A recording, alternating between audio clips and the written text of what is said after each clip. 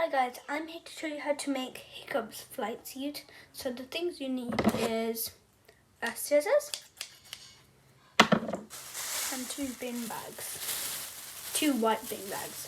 So you take one bin bag and then you put through one hole, you put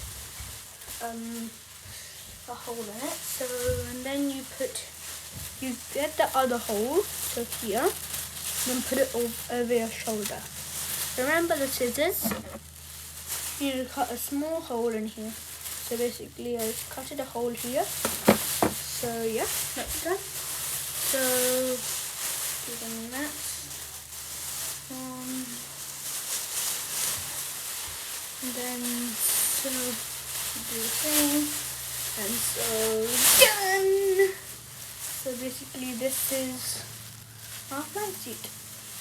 Hope you subscribe, and you can decorate, by the way. I decorated a tiny bit here. I know it looks weird, but I decorated it. Hope you like it. Bye, and please do subscribe.